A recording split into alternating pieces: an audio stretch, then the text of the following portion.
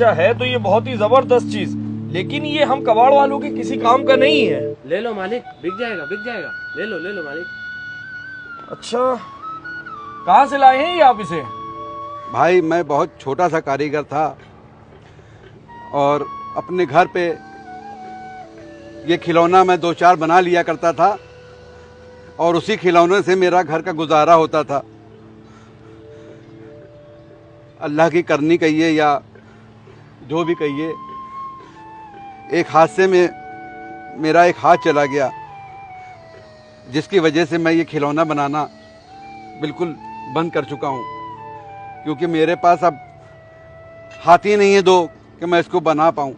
लिहाजा मेरे पास ये एक खिलौना बचा था, मैं ये आपको देने आया हूँ, आप इसको खरीद लीजिए। सच्चा ये है तो बहुत ही उम्दा चीज, लेकिन आप इसे गलत जगह लिया है। मैं इसको आपको कितने ही पैसे दे पाऊंगा?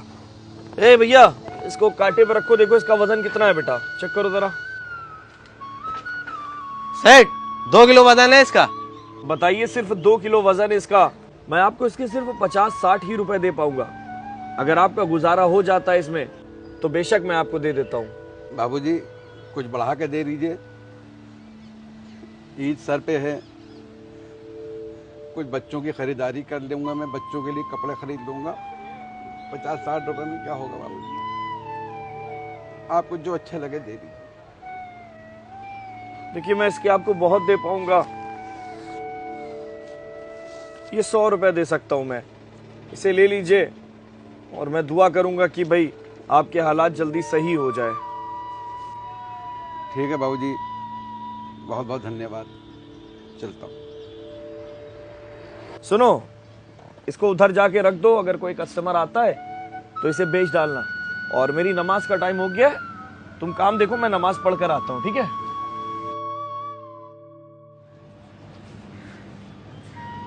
अरे चचा, ए चचा, एक मिनट चचा, ये लीजिए, ये 10,000 रुपए हैं, इसको रखिए, ये आपके कुछ काम आ जाएंगे। जाइएगा इस ईद बच्चों के लिए अच्छे कपड़े और मिठाई लीजिएगा। लीजिए।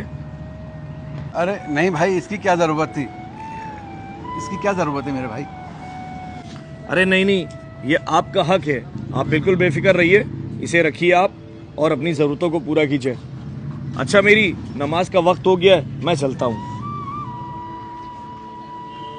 या अल्लाह, तू बड़ा रहीम हो, करम करने वाला, बहुत बहुत शुक्रिया।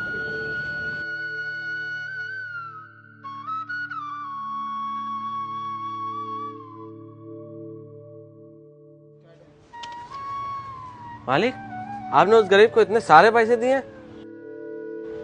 कौन गरीब बेटा? वही जो ये खिलौना बेचने आया था। बेटा लेकिन तुम्हें किसने बताया ये बात? वो रिहान ने देखा था आपको पैसे देते हुए, वही आगे यहाँ बता के गया है। हाँ बेटा, मैंने उसे पैसे दिए, मैंने उस जरूरतमंद की मदद की है। तुम्हें नहीं पता कि रमजान चलने और रमजान में ज़कात देना बहुत ही सवाब का काम है, या यूं कहूँ कि मुसलमानों पर ज़कात देना फ़र्ज है, और मैं हैसियत रखता हूँ ज़कात निकालने की, इसलिए मैंने उस गरीब की ज़कात से मदद की है ताकि उसके बच्चे ईद मना सके। वो ज़कात लेने का मुस्तहक था, ऐसे लोगों को ही ज़कात देना चाहिए। समझ में आ रही है बात मेरी? मालिक, ये ज़कात कैसे निकाली जाती है?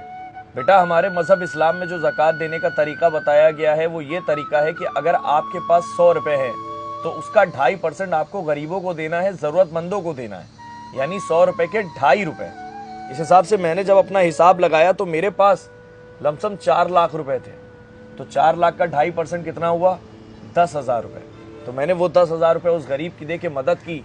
अगर ऐसे ही तुम्हारे पास भी अल्लाह ने तुम्हें पैसे दिए हो तो ज़कात निकालना तो हमेशा 2.5% निकालना, जिससे क्या होगा ना, वो जो गरीब लोग होते हैं ना, वो इंतज़ार में रहते हैं कि कोई अपनी ज़कात उनको दे तो उनका भी त्यौहार अच्छा हो जाए, उनके रोज़े अच्छे हों, उनकी ईद अच्छी हो।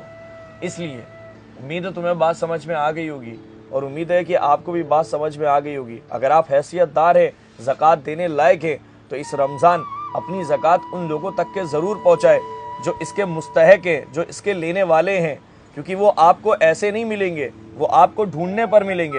ऐसे तो मांगने वाले बहुत हैं, लेकिन जो नहीं मांगता, जिनका हक है असली ज़कात का, उन तक की अपनी ज़कात ज़रूर पहुंचाइएगा और इस वीडियो को ज़्यादा से ज़्यादा ज़रूर शेयर कीजिएगा।